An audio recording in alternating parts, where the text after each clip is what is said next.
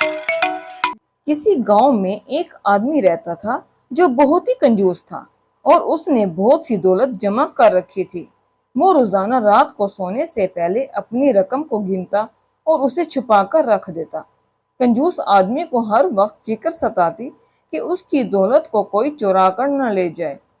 وہ ہر وقت یہی سوچتا رہتا کہ اپنی دولت کو کس جگہ اور کس طرح چھپا کر رکھے کہ کسی بھی دوسرے شخص کو اس کے بارے میں معلوم بھی نہ ہو۔ آخر کار ایک دن اس کے ذہن میں ایک ترکیب آ گئی اور پھر اس نے اسی رات اس ترکیب پر عمل کرنے کا ارادہ کر لیا۔ رات کو جب کہ سب لوگ گہری نیند کے مزے لوٹ رہے تھے، وہ کنجوس آدمی اپنی دولت ایک پوٹلی میں باندھ کر گھر سے نکل کر جنگل کی سمت چل پڑا۔ جنگل میں پہنچ کر اس نے ایک بہت بڑے درخت کی جڑ کے ساتھ گڑھا کھودا اور پھر اپنی ساری دولت اس گڑھے میں رکھ کر گڑھے کو مٹی سے بھر دیا۔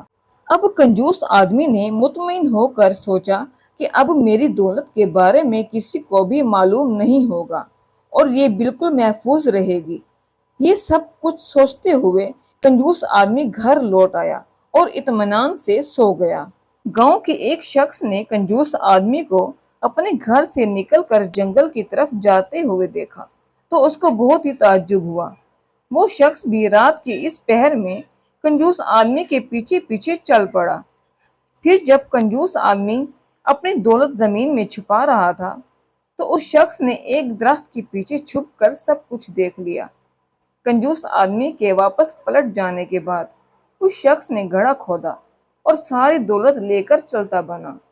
صبح کے وقت کنجوس آدمی جب نیند سے بیدار ہوا تو اس کو اپنی دولت کا خیال آیا۔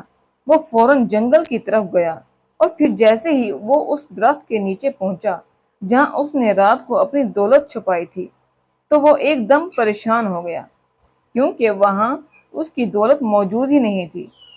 کنجوس آدمی اپنی دولت کے غائب ہونے پر چیختا چلاتا گاؤں کی طرف واپس لوٹ آیا۔ گاؤں کے ایک شخص نے اس سے چیخنے چلانے کی وجہ پوچھی تو کنجوس آدمی نے اپنی ساری دولت کے ضائع ہونے کا سارا واقعہ گاؤں والوں کو سنا دیا۔ کنجوس آدمی کا شور سن کر کچھ اور لوگ بھی وہاں آ پہنچے۔ ان میں سے ایک شخص بولا، تم فکر کس بات کی کرتے ہو؟